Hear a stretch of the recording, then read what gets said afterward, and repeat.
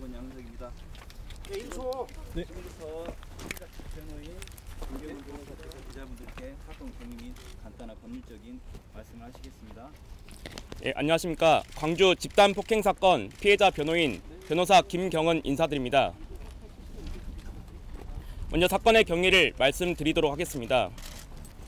이 당시에 피해자는 1층 입구에서 택시를 잡는 과정에서 가해자들과 시비가 붙었고 집단 폭행을 친구들이 당하는 장면을 보고 이에 대해서 싸움을 말리기 시작했습니다.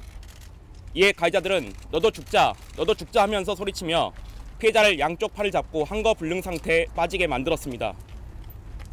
이후에 피해자의 얼굴을 걷어차는 등 충격을 인해서 피해자는 일시적으로 기절을 하였습니다.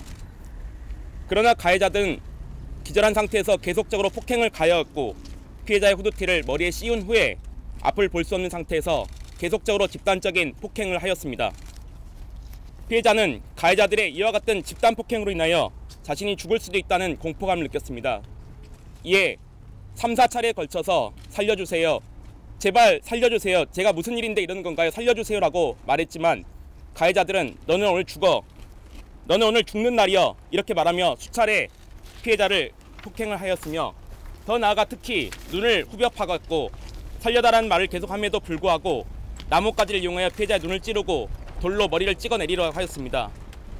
이와 같이 가해자들은 피해자가 죽을 수도 있다는 것을 인식하였고 피해자가 살려달라고 몇 번에 걸쳐서 애원하였음에도 죽어도 좋다고 말을 하며 집단적으로 폭행을 가했고 이러한 것들로 인해서 지금 현재 중상에 빠져서 실명 상태에 빠져 있습니다.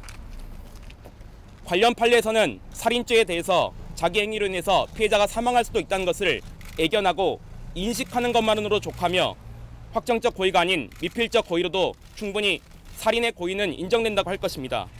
이와 같이 가해자들은 위력으로 피해자를 제압하고 한거불능 상태에서 집단으로 폭행을 하였고 또한 사망할 수도 있다는 사실을 인식하였음에도 3, 4차례에 걸쳐서 살려주세요. 제발 살려주세요 라고 말했음에도 불구하고 너는 오늘 죽어야 된다. 너는 오늘 죽어 라고 말하며 손가락으로 엄지손가락으로 눈을 후벼 파고 나뭇가지로 눈을 찌르려고 하고 또한 돌로 찍어내리려고 함을 볼 때 이로 인해서 볼 때는 사망할 수도 있다는 것을 충분히 인식하고 애견하였다고 봄이 상당하다는 것입니다. 오히려 이러한 점을 인식했음에도 불구하고 적극적으로 살인의 의도를 가지고 이를 실행하기 위해서 미수에 그쳤던 점으로 볼 때 이는 충분히 살인 미수의 범위가 인정된다고 할 것입니다. 현재 가해자는 양쪽 두 눈 모두 실명 상태 위기에 빠져 있습니다. 또한 이로 인해 평생 희우 장애를 가지고 살아가야 합니다. 온 국민이 가해자의 잔혹한 범행으로 인하여 절망에 빠져 있습니다. 국민청원 게시판에는 26만 명 이상이 엄벌을 촉구하고 있습니다. 이에 본 변호인은 형법 250조, 동법 254조에 의하여 수사기관에서 살인 미수의 혐의로 송치해 주시기를 강력하게 요청드립니다. 이상입니다. 질문 답변하고 7명 모두 살인 미수죄가 적용된다고 보시나요? 된다, 죽어야 된다고 말하면서 찔른 사람들, 이 사람들은 살인 미수죄가 충분히 적용된다고 보여지고 나머지 사람들에 대해서도 저희가 적극적으로 지금 제보를 받고 있습니다. 추가적인 동영상이 확보되는 대로 살인 미수의 전매에 대해서 의견서를 제출하도록 하겠습니다.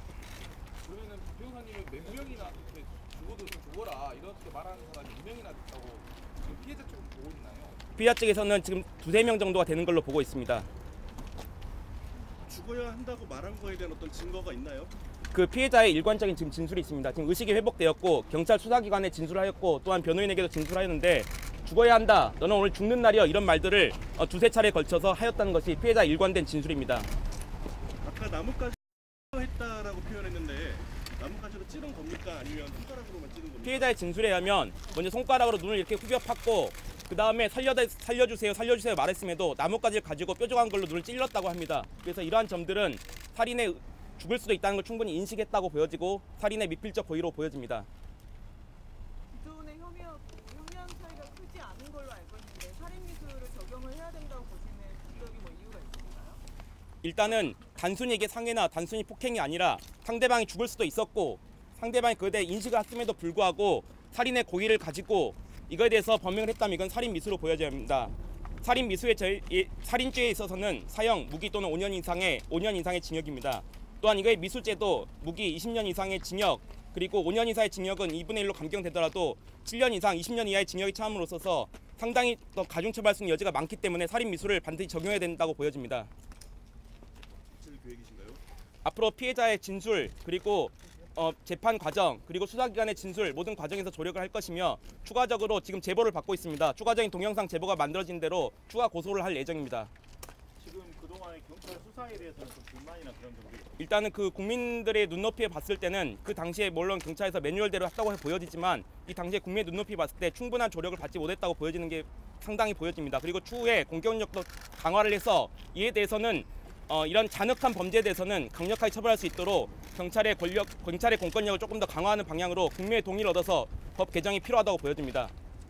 지금까지 공개된 영상 외에 추가로 혹시 더 공개하실 만한 영상이 있으신가요? 지금 제보를 받고 있는 중입니다. 추가적으로 영상들이 오는 대로 추가적으로 공개하고 이에 대해서 경찰과 검찰의 의견서를 제출하도록 하겠습니다. 현재 피해자 상태는 좀 어떤가요? 피해자는 지금 한쪽 눈은 실명 상태에 거의 이르렀고 한쪽 눈도 거의 보이지 않는 상태입니다. 그리고 의식을 계속 잃었다가 어제부터 의식이 조금씩 돌아와서 이제 변호인과 대화를 나눌 수 있는 정도가 되었습니다. 수술 일정은 수술 일정은 광주에서는 이 실명된 것을 도저히 회복할 수가 없어서 이제 서울의 병원으로 이송할 예정이 있습니다. 저 사건 맡게 된 경위가 있으신가요? 지금 어떤 그 신분이 그냥 일반 변호사 신분으로 하고 계시는 건지? 저는 지금 피해자의 변호사로 정식으로 선임이 되어 있는 상태이고 추후에도 시민단체와 연가하여 이에 대한 피해 회복을 할 수 있도록 최선을 다하도록 하겠습니다. 그 경찰 조서에는 쌍방폭행이라고 나와 있거든요. 그 부분에 대해서는 지금 피해자 측에서 어떻게 생각하시나요? 그 부분에서도 추후에 의견서를 제출할 예정입니다. 이 싸움을 말리는 과정에서 정당 행위로 인한 것이었기 때문에 이 부분에서도 또 마찬가지로 의견서를 제출할 예정입니다. 네, 더 이상 질문이 없으시면 저희 의견서 제출하러 들어가도록 하겠습니다.